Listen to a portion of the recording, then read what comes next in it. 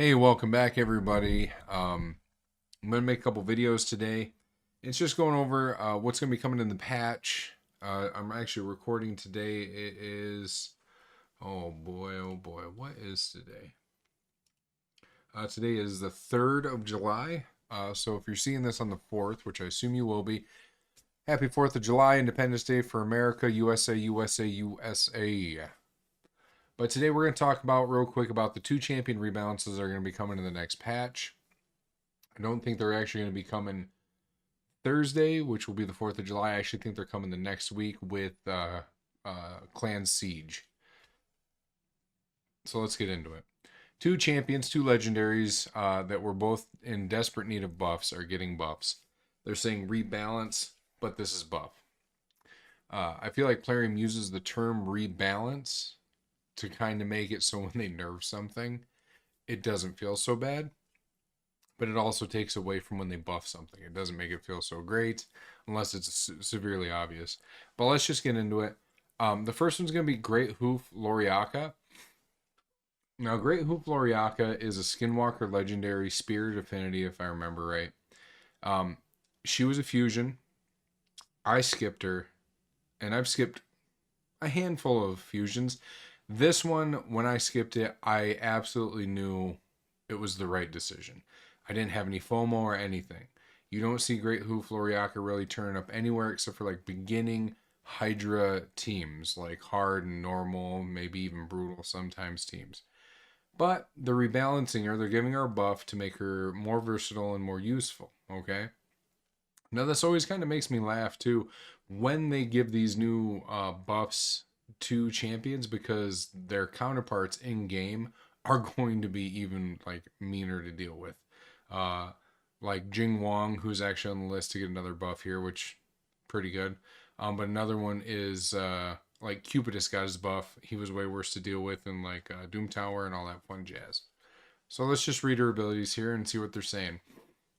With the rebalance of Great Hoof Loiriaca, our main goal was to shift her focus on providing more utility aid for the team in PvE battles, with the help of new buffs and debuffs in her skill set, as well as getting even more turn meter boosts.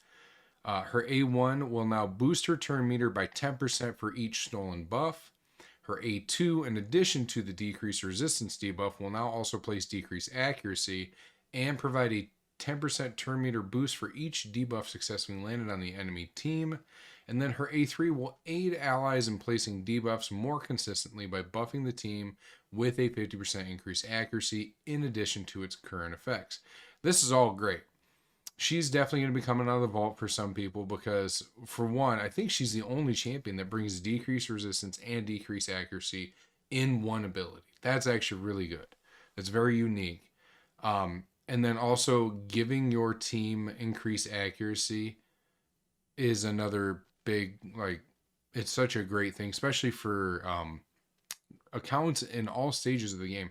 Early game, mid game, end game. You don't think you need an end game, but in like arena, if you can get a champion that has like a turn meter boost plus an increased accuracy, and it just leads into like a buff stripper or a debuffer, that's actually a pretty big deal. It's a big swing.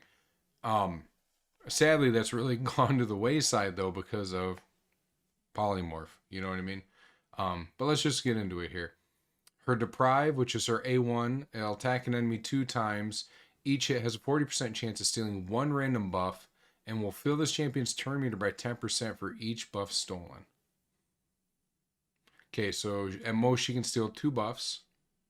She'll get a 20% turn meter increase if she steals the buffs. Okay. And then Great Hoof Stampede. She'll attack all enemies. This will book to 100% chance of placing decreased resistance and decreased accuracy for 2 turns. Fills this champion's turn meter by 10% for each debuff placed by this skill. So, honestly, right off the bat, I'm looking at her and I'm thinking with these two abilities, obviously, like almost every champion's like, they're going in Hydra. They're going right into Hydra. That goes right into Hydra with those abilities.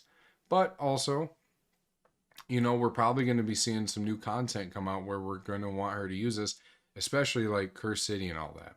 I really feel, and I've made this comment before with this comparison of champions in Raid when they aren't great in like PvP or other like certain other areas, people always go, wow, they're going to be good in Hydro, or wow, they're good in Curse City, which is an argument made in Magic the Gathering when a card is not streamlined playable in any severe competitive format, except for in like EDH, or also known as Commander. So that's something that always makes me think of that. And then we have her Dance of War, places block debuffs and increase action on all allies for 2 turns, and then fills her turn meters by 20%. That's great.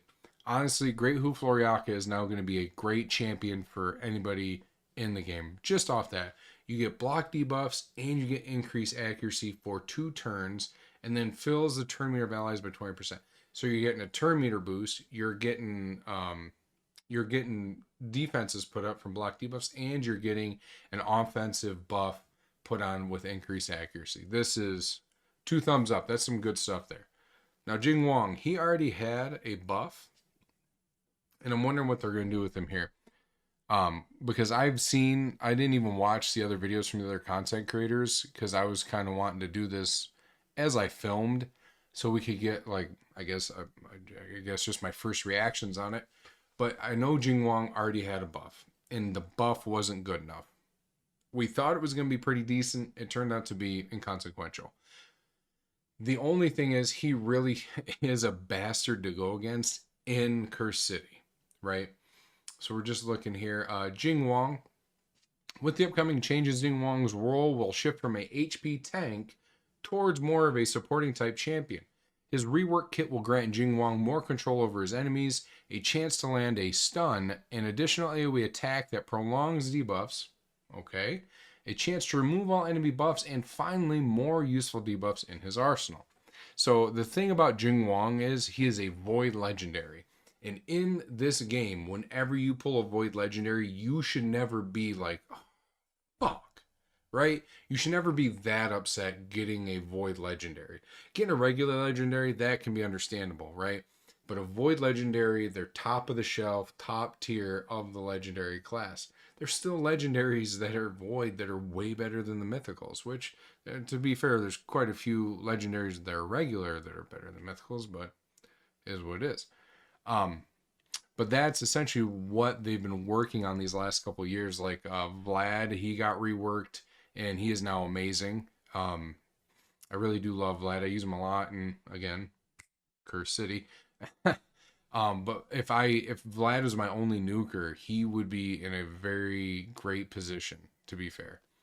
What other Void Legendaries did they rework that like absolutely needed it? I know they reworked Whirlim the Frost King. I'm trying to think of another one. I think Coronar got reworked, but then another one that was inconsequential. That was power creep, you know. But let's take a look here. Jingwon's A1 now additionally has a 50% chance to place stun on target enemy for 1 turn. Okay. A2 was transformed into an AoE attack, which extends the duration of all debuffs on all enemies by a turn, followed by block active skills and block buffs debuffs on all enemies for 2 turns. Okay. It's good. That's the thing. It's good. I'm just seeing flashbacks of those rooms in Centranos with like the Jingwon, the 2 Yumikos, and the Lady Kimmy. It's gonna be even worse to try and fight that now. That's really good.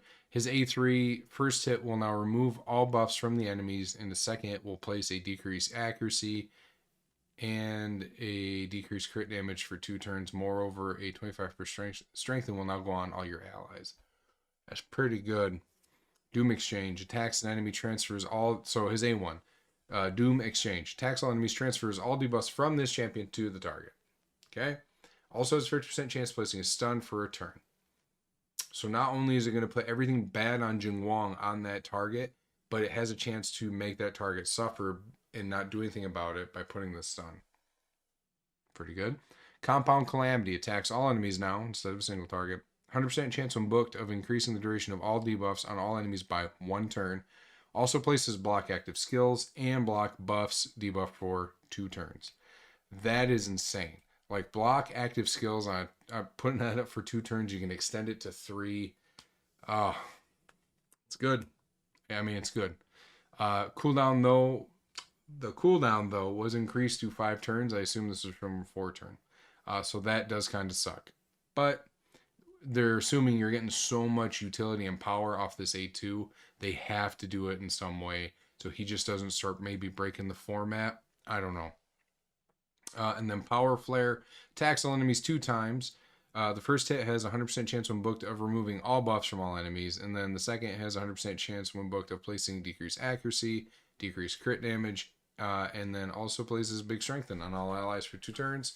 And actually, it says this rebalance will go live in the upcoming update. So I'm thinking it's either going to go tomorrow on Thursday or next week with Clan Siege. I guess we'll just have to see. But I'm kind of excited. This is very good. I don't have either of these champions. But now, though, I think if I pull Great Hoof Loiriaca, I'm not going to be that bummed about it. You know, she's getting a great kit here, especially right here when she places block debuffs and increase action on your team. Right, for 2 turns, you extend that to a 3 turn. And the same thing here. I really do think she's the only champion in the game that does decrease resistance and decrease accuracy. That's crazy. That's so good. That's so good. I know they just nerfed like Sand Devil, Phantom Shogun, and Iron Twins, but this would come in handy for a person that is having a hard time hitting the cap to try and like make it so you can land your debuffs on those bosses and make it so your team is safer from the debuffs from those bosses, especially Iron Twins. He can still kind of come out of nowhere and get you if you don't have a speed team. So something to keep in mind. I like this. I think this is great. These are 2 great buffs that are happening to these champions, and I'm happy Plarium is moving forward with it. So I'm actually looking forward to next month's buffs because I think they're doing it every month. So, but thank you for tuning in. Please stay tuned. We're having more videos come out these next couple days. I'm going to do a video on the fusion and why I think you should do it. I'm going to do it, and we'll get into why. See you next time.